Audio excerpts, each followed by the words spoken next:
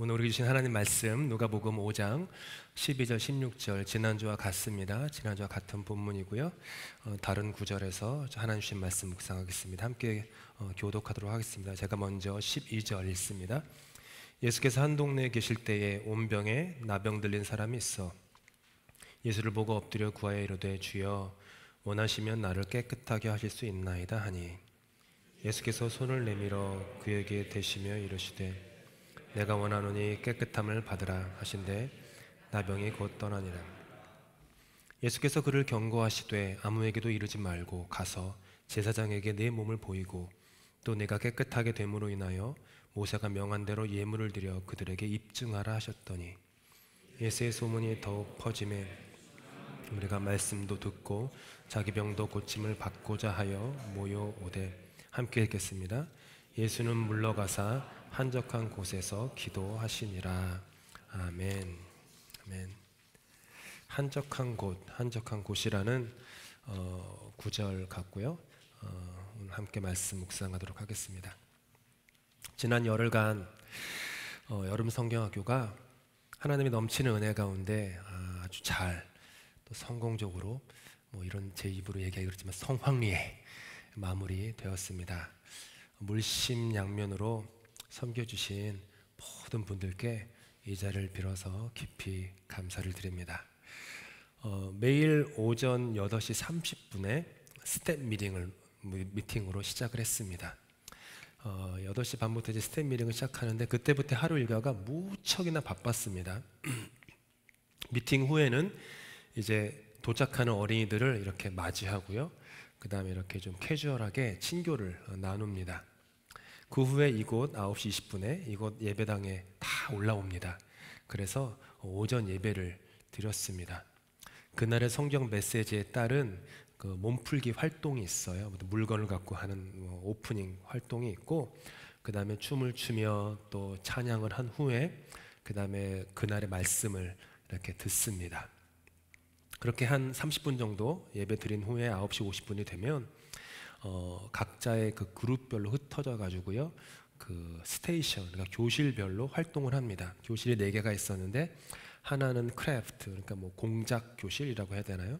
그 다음에는 게임 스테이션, 그 다음에 음악 스테이션, 그 다음에 스낵 스테이션 이렇게 있어요. 그래서 이제 그룹들이 이제 주어진 시간에 돌아다니면서 끝나면 다른 스테이션으로 옮겨가고 이래서 오전 일과가 끝나면은 4군데 모든 스테이션을 한 번씩 돌게 되는 그런 로테이션 시스템이었습니다. 그렇게 이제 오전 활동을 마무리한 후에 많은 분들의 섬김으로 만나는 점심을 먹었습니다. 그 후에는 이제 태권도를 또 하기도 1시간 동안 태권도를 하기도 하고 그 다음에 또 음악 그러니까 콰이어, 잼 세션이라 해가지고 콰이어 같은 것도 아이들이 하고요. 일주일에 한 번씩 또 이제 소풍을 갔습니다. 2주 전에는 여기서 동쪽에 있는 커스터먼스 어드벤처 팜이라고 있어요. 거기에 갔었는데 아이들이 아주 재밌게 놀다 왔습니다. 하루 종일 있었는데 몇몇 아이들한테 물어보니까 여러 성경에 때 뭐가 제일 기억에 남냐 그러니까 여러 애들이 거기 간 걸 기억에 남는다고 하더라고요.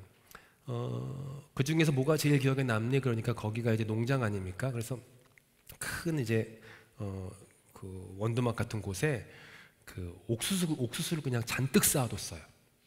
그리고 거기 들어서 노는 거예요.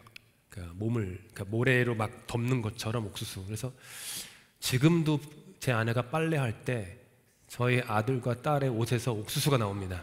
지금도. 그래가지고 옥수수 뭐야 이거? 막 교회 군대에서 옥수수를 보신다면 그때 있는 것입니다. 옥수수. 그 콘핏이라고 그러는데 옥수수 구덩이, 웅덩이 이런 뜻이죠. 한국말로 번역하면 그곳에서 놀았습니다. 지난주에는 여기 펜쇼파크에 있는 거기 한국말로 하면 민속촌 파이오니어 빌리지에 갔었습니다. 가가지고 1820년부터 1920년 100년 동안 캐나다 그 초창기 정착민들이 어떤 삶을 살았는지 그런 것들을 보는 그래서 한 7개 정도 액티비티에서 대장간에도 방문하고 당시 있었던 신문 출판사에도 방문해가지고 모두 만들어 보고 이런 시간들을 보냈습니다. 제가 이제 가니까 애들이 저를 막 부르더니 목사님, 이제 애들이 이제 어색한 한국말로 저를 목사님 이렇게 불러요. 목사님, 목사님 이러면서 불러가지고 막 어디를 막 데리고 가자는 거야. 보니까 저기 교회가 있는데 가야 된다는 거야, 저한테. 그래서 그래, 뭐 교회면 내가 가야지. 갔더니 목사님이 강대생 올라가서 설교하라는 거예요. 그래서 내가 그래, 알았다, 내가 설교 좀 하지. 그래서 내가 애들 맨날 하는 거 있거든요. God is good. 그럼 애들이 all the time, 뭐 제가 all the time 이런 God is good 이거 하니까 애들이 또 설교 듣고 또 옆에서 뭐 반주한다고 오르간에 가서 앉아 있고 막 난리가 아니었어요. 그래서 그러니까 봤더니 오전에 그 역할극 같은 걸 했었나 봐. 역할극, 그 롤플레이. 그래서 뭐 자기 뭐 대장감 뭐 이런 거 하다 보니까 교회가 있으니까 역할극을 하려니까 그 역할에 딱 맞는 목사가 없으니까 목사가 오니까 목사 데리고 간 거죠. 그래서 애들이랑 막 재밌게 놀고 그랬습니다. 오후에는 또 소풍은 아니어도 특별 활동을 했는데 또 여기 저희 잔디밭이 너무 좋잖아요. 잔디밭에서 물놀이를 했습니다. 뭐 말이 좋아 물놀이지 물싸움입니다. 그래가지고 막 속된 말로 빠켓스죠. 바켓에다가 물을 받아가지고 막 붓고 막 전부 다 젖어가지고 난리가 날 정도로 물놀이를 했어요.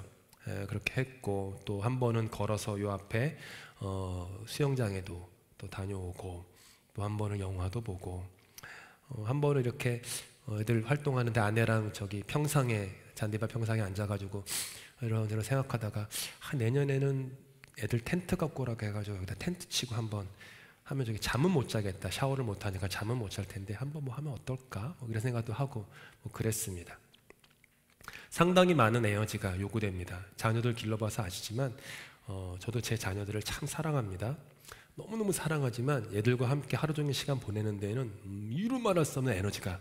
그래서 그런 말 있잖아요. 이민 저기 교회 할 때 우리 장로님들, 권사님들, 집사님들 보면은 손주들이 오는 게 너무너무 행복하대요. 손주가 오면 너무 행복한데 갈 때는 더 행복하대요. 진짜 갈 때 너무너무 행복하다는 거예요. 그만큼 에너지가 너무 많이 드는 거죠. 그래가지고 제가 계속 돌아다니면서 우리 그 스태프들, 발런티어들 비타민 C를 먹이고 다녔어요. 그 비타민 500cc 뭐 1000 이렇게 막 먹이면서 계속 다닐 정도로 에너지가 많이 요구되었습니다. 막 토네이도처럼 바쁘게 휘몰아치는 그 일정이었습니다.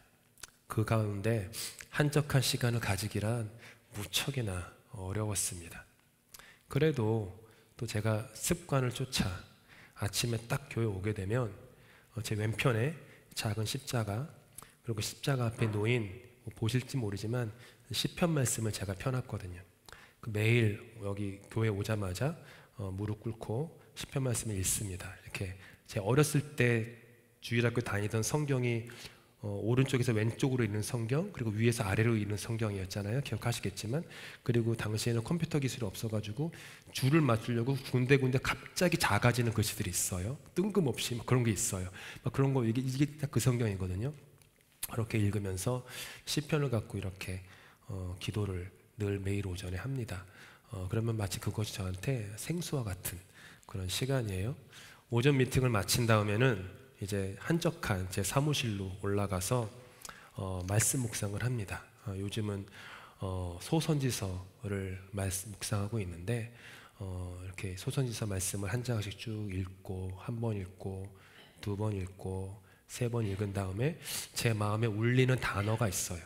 제 마음에 이렇게 꽉 붙잡히는 어떤 구절들이 있으면 단어나 구절에 잠깐 제가 머뭅니다. 뭐 몇 초건, 30초간 이렇게 머물면서 계속 이렇게 곱씹어요. 왜 이 단어가 나를 울릴까? 왜 이 구절이 나를 때릴까? 이게 묵상 방법이에요. 제가 가르쳐 드리는 건데, 그렇게 묵상한 다음에 옆에 있는 제 저널, 매년마다 제 딸아이가 저한테 그 묵상 저널을 사줘요. 그 인디고에서 매년 좋은 걸로 사달라고, 묵상 저널은 좋은 걸 비싼 걸로 사달라고.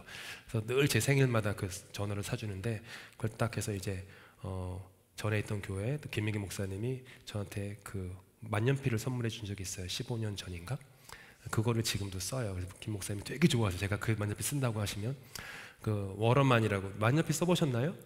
그 워터만 브랜드가 좋아요. 아무튼 뭐 그 제가 뭐 광고할 건 아니고 그 워터맨 브랜드를 갖고 이렇게 만년필로 이렇게 저널을 씁니다. 막 생각을 적고 그러다가 생각이 기도가 됩니다. 주님, 주님 이러면서 한 장을 쭉 채워요.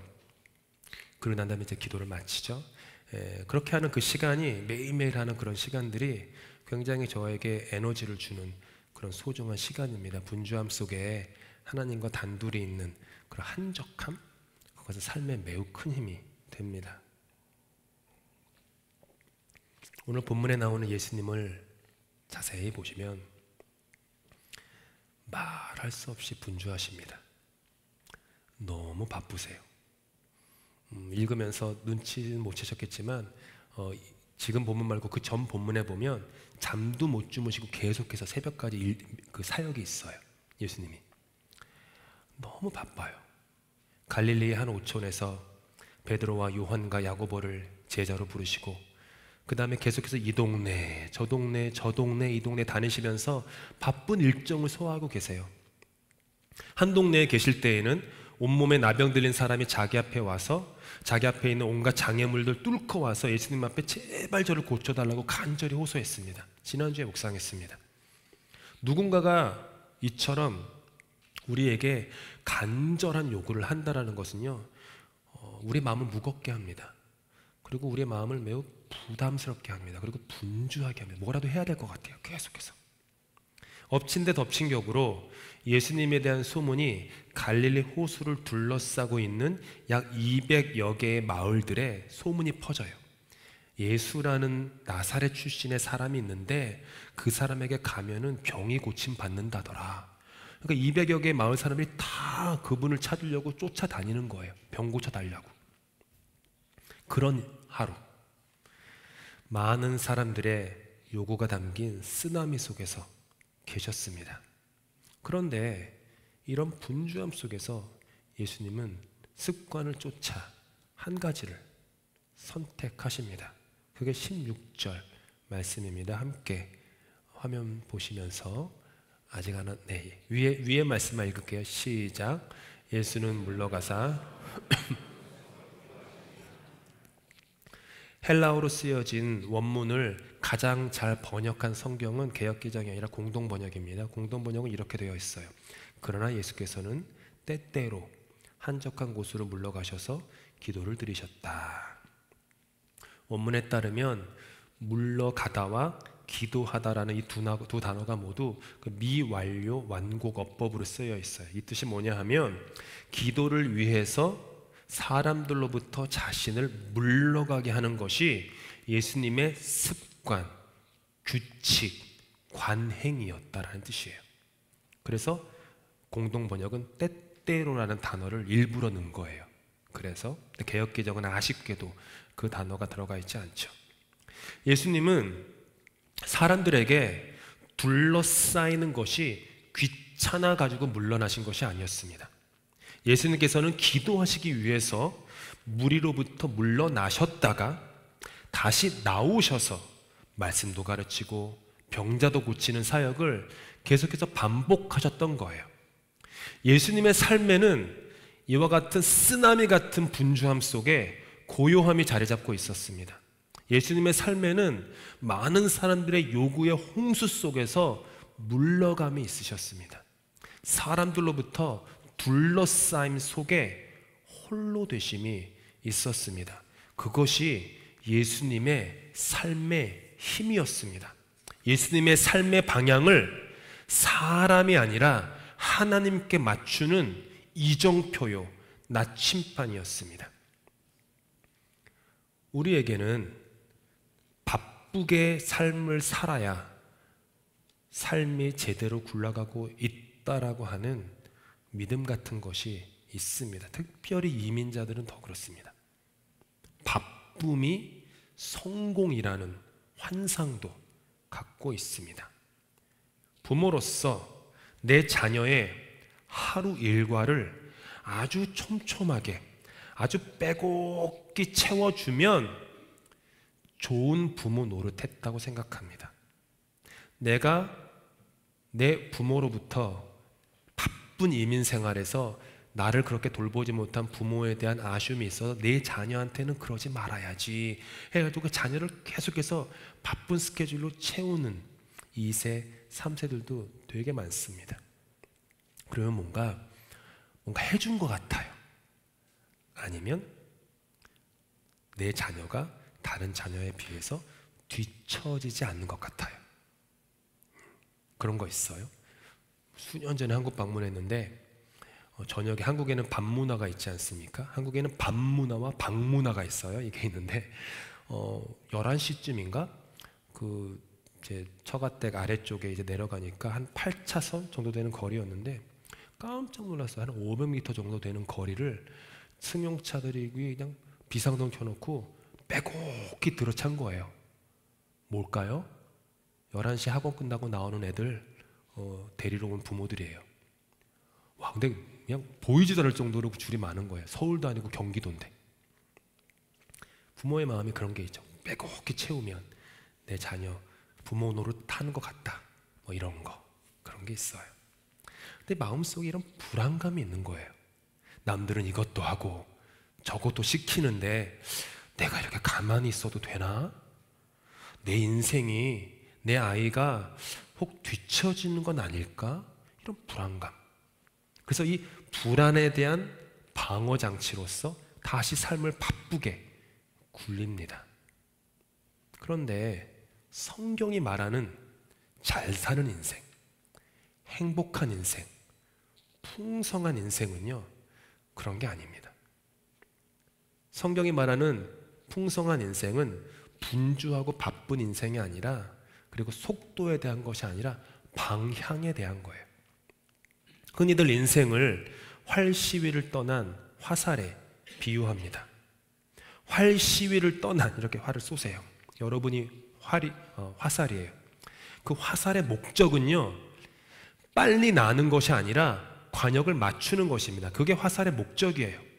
아무리 화살이 빨리 날아간다고 하여도 관역을 맞추지 못한다면 그 화살의 분주함은 헛되고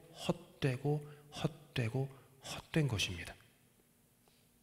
죄를 뜻하는 헬라어 하마르티아가 뜻이 뭐냐 하면은 관역을 빗나가다라는 거예요. 그게 성경이 이해하는 죄예요. 윤리 도덕적으로 잘못한 것만이 죄가 아니라 관역이 빗나간 것, 그걸 성경은 죄라고 얘기합니다. 옛날 영국에서는 신사들이 양궁을 하는 스포츠를 했죠. 그러면 다 이제 이쪽에서 활을 쏴요. 그러면 저 멀리 뭐 30m건 50m건 그 관역이 있어요. 그 관역 멀찌감치 이제 종들이 도열해 있습니다. 그래서 이제 귀족 신사가 활을 딱 쏴요. 그다음에 어딘가 맞췄겠죠. 그다음에 이제 종이 가까이 관역에 와서 관역을 살핀 다음에 화살이 관역에서 빗나가 있으면은 이 종이 반드시 소리를 지릅니다. 뭐라고 소리를 지르는지 아세요? 죄인이요! 이렇게 소리를 질러요. 죄인이요! 이렇게. sinner! 이렇게. 그렇게 소리를 질렀어요. 그게 양궁이었어요. 인생에 있어서 속도보다 중요한 것이 방향입니다. 인생에 있어서 분주함보다 중요한 것이 향방입니다. 그래서 바울 사도께서는 우리에게 이렇게 말씀하셨습니다. 고린도전서죠. 나는 다름질하기를 향방 없는 것 같이 아니합니다. 이런 쓰나미 같은 분주함 속에 방향을 바로잡아 자신의 생명을 풍성한 삶으로 승화시킨 한 인물이 있습니다. 창세기에 나오는 노아와 그의 방주에 대한 이야기입니다. 온 세상을 홍수가 뒤덮고 방주는 그 큰 물살에 정처 없이 떠밀려 갔습니다. 그런데 아실지 모르지만 노아의 방주에는 없는 게 있었어요. 뭐냐 하면 노가 없었어요. 이게 없었다는 거예요. 노아의 방주는, 하나님이 노아의 방주 잘 창세기 6장을 읽어보시면 하나님이 노아한테 노를 주지 않으세요. 노가 없었어요. 즉 방향을 조정할 수 없었다라는 거예요. 그저 물살에 떠밀려 갈 뿐이었어요. 이게 뭐죠? 노아야, 온 세상에서 네가 의지할 분은 나밖에 없어. 네 힘으로 노 젓는다고 되지 않아. 바쁘다고 분주하다고 기를 써서 노를 젓는다고 되지 않아. 잔잔한 물결에서는 돼. 홍수에서는 안 돼. 산들바람에는 괜찮아. 토네이도 안에 들어가면 안 돼. 이거죠. 그런데 우리는 우리의 인생의 현실은 홍수와도 같은데 우리는 노아처럼 살지는 못합니다. 우리는 인생이라는 배 안에서 우리의 힘과 경험과 노력으로 열심히 노를 젓습니다. 분주하고 쉼없이 아내를 채근질하고 남편을 채찍질하고 자식들을 채찍질하고 부모와 성도를 채찍질하면서 막 노를 젓습니다. 그러다 보면 우리 인생을 태운 배가, 교회를 태운 배가 어디로 좀 나아가는 것처럼 보일 수는 있어요. 그런데 아까도 말씀드렸지만 홍수가 오면 아무짝에도 쓸모없습니다. 쓰나미가 오면, 경랑이 오면, 풍랑이 닥치면 안 돼요. 그게 정작 우리가 할 수 있는 게 아무것도 없어요. 광풍 속에서 인생의 배를 내가 원하는 곳으로 움직일 수가 없어요. 한 걸음도 나아갈 수가 없어요. 그게 인생입니다. 그래서 하나님께서는요, 노아의 방주에 노를 주시지 않은 거예요. 스스로 배를 움직일 수 있는 어떤 동력도 주지 않으셨어요. 그런데 주신 것 하나가 있었어요. 창세기 6장 15절 16절. 네가 만들 방주는 이러하니 그 길이는 300규빗, 너비는 50규빗, 높이는 30규빗이라. 거기에 창을 내되 위에서부터 한 규빗에 내고 그 문은 옆으로 내고 상중하 3층으로 할지니라. 죄송합니다. 하도 비비했을 때 소리를 크게 질렀더니 목이 간질간질해가지고 지금 미치겠어요. 지금 엄청 참고 있습니다. 아프지 않아요. 괜찮아요. 간질간질할 뿐이에요. 규빗은요, 중지 끝에서부터 팔꿈치까지의 길이에요. 사람에 따라 신체가 좀 다르긴 하지만 일반적으로 45cm 정도로 생각합니다. 45cm. 집에 가서 재보세요. 45cm면 정상, 아니면 알아서 생각하시고요. 노아의 방주의 길이가 그렇게 보면 길이가 137m, 넓이는 53m, 높이는 14m 정도였어요. 그런데 중요한 건 이 큰 배에 창문이 하나도 없었어요. 유일하게 하나가 있는데 그것이 어디에 달렸어요? 배 천장에 달려 있었어요. 배 꼭대기에서 45cm 떨어진 곳, 한 요만큼 떨어진 곳, 거기다가 작은 창문 하나 낸 거예요. 하나님은 노아에게, 노아야, 분주하게 노를 젓지 말고 배를 때리고 있는 좌우의 물살을 보면서 두려워하지도 마. 다만 위를 바라봐. 위에 난 창문 하나로 나만 바라봐. 휘몰아치는 광풍 속에서 바쁜 것이 잘 사는 것이라고, 빈 공간을 빼곡히 채우는 것이 행복한 것이라는 환상 속에 빠져 허덕이지 말고 하늘을 바라보라고, 인생의 나침반이요 이종표가 되시는 주님을 바라보라고 하시는 거예요. 그렇게 배 위에 난 창문을 통해 주님을 바라보며 나의 인생을 주님께 맡기고 순종하며 살아갈 때 일어나는 일이 있어요.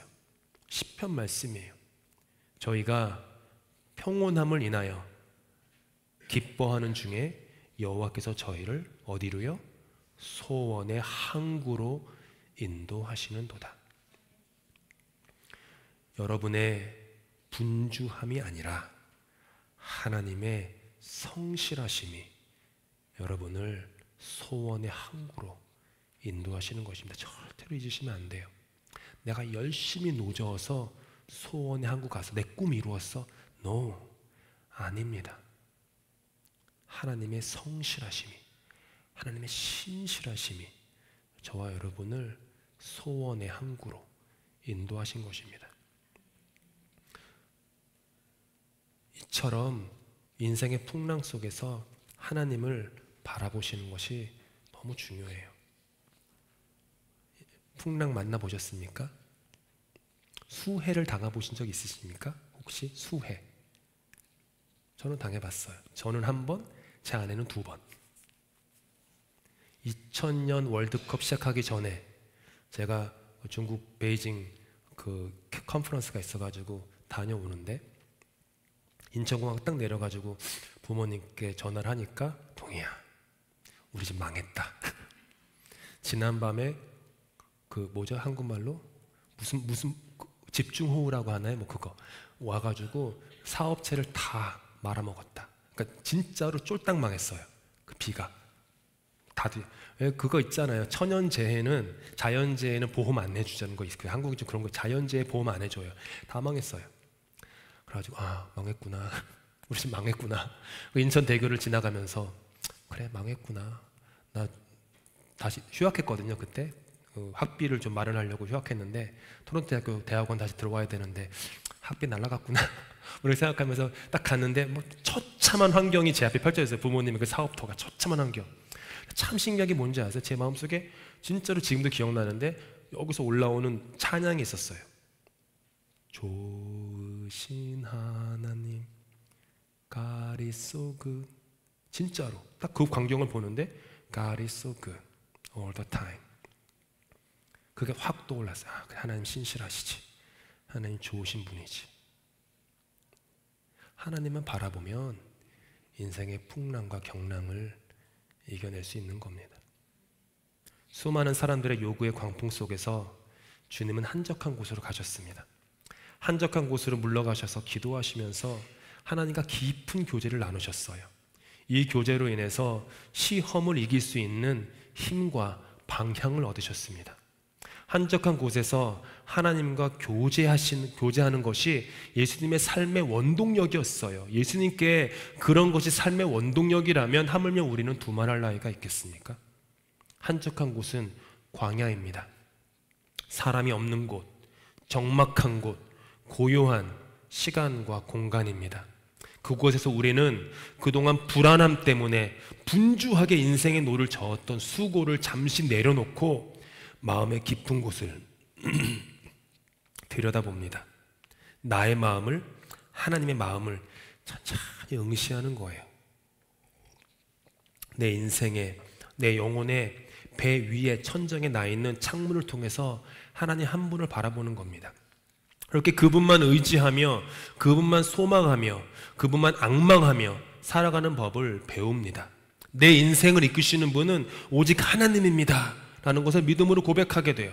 모든 것을 이루시는 분은 하나님입니다 라는 것을 받아들이는 거죠. 어떤 것이 이루어지지 않아도 모든 것이 그분의 뜻 안에 있다 라는 것을 받아들여요. 스코틀랜드 민족의 조상인 고대 켈트족 그리스도인들은 이 땅의 어떤 특별한 장소에는요 막이 얇은 곳이 있다라는 것을 믿었다고 합니다. 막이 얇은 곳. 이곳은 하늘과 땅이 맞닿아서 저차원과 이차원이 유독 가까운 곳이에요. 눈과 귀를 가리던 막이 얇아져서 하나님의 오묘한 뜻과 계획에 영혼이 다가가는 곳. 여러분, 한적한 곳은요 한가한 곳이 아닙니다. 한적한 곳은 광야예요. 고난의 광풍에 휩싸이다 보면 영혼의 두꺼웠던 막이 얇아집니다. 그래서 고난이 때로는, 아니 거의 언제나 복이 되는 거예요. 고난을 당하기 전에는 막이 이만큼 두꺼워가지고 보기는 보지만 보지 못하고, 듣기는 들어도 듣지 못하고, 교회는 수없이 다녀도 하나님을 만나지 못하고 삶이 변화되지 못하며 살았는데, 고난의 광풍과 역경과 쓰나미와 홍수에 부딪히다 보니까 이 두꺼웠던 막이 아주 얇아지는 거예요. 그러다 보니까 하나님과 만나는 거예요. 내 그 얇은 막을 통해서 하나님이 들어오시는 거예요. 그게 한적한 곳이에요. 나의 구원, 나의 반석, 나의 산성, 나의 요새가 되시는 그건 하나님을 만나는 것이죠. 하나님도 있어서 내 삶이 충만한 게 아니라 하나님 한 분만으로 내 삶이 충분합니다 라는 고백을 할 수 있게 돼요. 여러분은 이런 한적한 곳이 있으십니까? 막이 얇은 곳이 있으십니까? 막이 얇은, 막이 얇아지는 시간이 있으시니까 그걸 찾으셔야 돼요. 각자. 저에게는 뭐 이런 자리, 말씀 묵상 다 있죠. 특별히 저는 늘 자동차가 운전할 때가 늘 하나님 막이 얇아지는 시간이었습니다. 피아에서 운전하면은 뭐 좀 이상하지만은요, 교회까지 한 30분 걸리는데 신호등이 없어요. 30분 동안. 좋죠. 신호등이 없는 길을 30분 달리는 게 되게 기분 좋습니다. 그러면 30분 정도면은 설교 한 편 듣습니다. 묵상할 수 있어요. 가고 오는데 한 편, 두 편. 하루도 빠짐없이 그렇게 듣습니다. 많이 웁니다. 많이 회개하고 많이 깨어지고.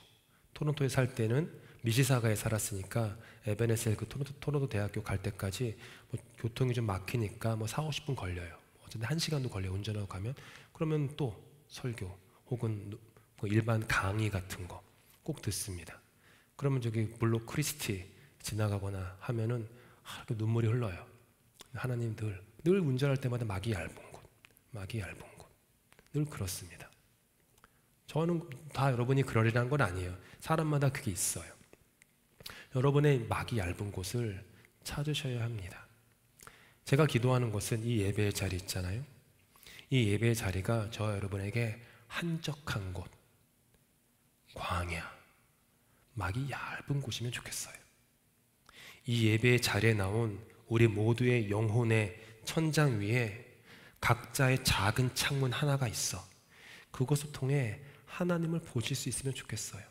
예배 때 분주하고 바쁘고 정신없이 마음 쓰지 마시고 고요하게 잠잠하게 하나님께 침잠하셔야 합니다. 삶의 거센 폭풍 속에서 하나님의 음성은 들리지 않습니다. 지진 가운데도 불 가운데도 하나님의 음성은 들리지 않습니다. 왠지 아세요? 하나님은요 소리 지르는 분이 아니세요. 하나님은 소리 지르지 않습니다.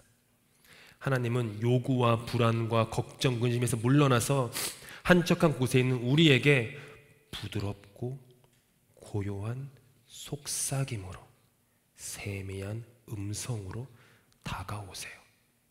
그러면 여러분이 교회 오실 때마다 삶의 자리마다 여러분 영혼에게 명령하셔야 돼요. 내 영혼아 어찌하여 내 속에서 불안해하는고, 내 영혼아 어찌하여 너는 내 속에서 두려워하는고, 정신없는고, 너는 가만히 있어 너의 하나님을 볼지어다.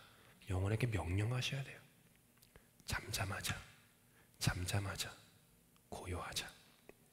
그렇게 막이 얇은 곳을 찾으시기 바랍니다. 거기서 삶의 주인 되시는 하나님을 만나실 수 있기를 바랍니다. 하늘의 인도하심을 받아 그렇게 주어진 부르심의 삶의 항해를 해나갈 수 있기를 예수님의 이름으로 축복합니다. 기도하시겠습니다. 주님, 분주함 속에 방향을 잃었습니다.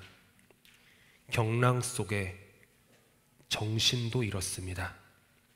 하늘을 한번 쳐다볼 겨를도 없이 그렇게 이민 생활을 살았습니다. 그러다가 고난이 찾아온 그제서야 먹먹한 가슴을 짓누르며 멈추어 서서 주님을 찾았습니다.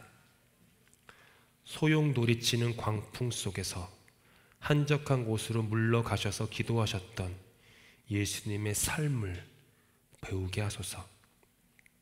막이 얇아지는 곳에서 우리의 상하고 깨어진 마음을 주님께 쏟아놓게 하소서.